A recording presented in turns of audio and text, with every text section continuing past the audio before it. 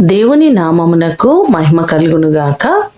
ఈ ఉదయకాలము మీకందరికీ వందనాలు తెలియచేస్తున్నాను. ఈ దినము మిమ్ములను బలపరచు దేవుని మాట. యెహోవా దక్షిణ హస్తము సాహస కార్యములను చేయును. కీర్తనలు 118వ కీర్తన 16వ చరణం.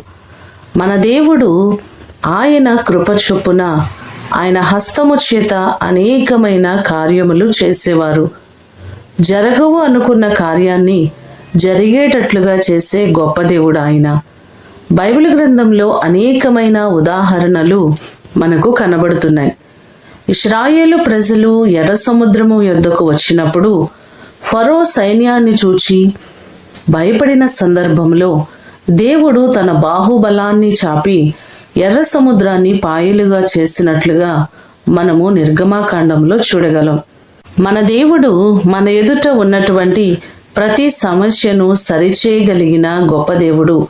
మీ జీవితంలో ఏ కార్యముల కొరకు ఆశతో ఎదురు చూస్తున్నారో ప్రతి కార్యమును ఆయన చేయగలిగిన సమర్థులు. అనేకమైన అద్భుతములను ఆయన జరిగించి దేవుడు మిమ్ములను ఆశీర్వదించునుగాక. ప్రార్థన చేసుకుందాం. పరిశుద్ధుడు అయిన తండ్రి, మీ ప్రశస్తమైన పాదములకు వందనాలు, స్తోత్రాలు. మీ హస్తము చేత అనేకమైన కార్యములు జరిగించే దేవుడవు. అనేకులకు అద్భుతములు జరిగించే దేవుడు మీరే ప్రభువా.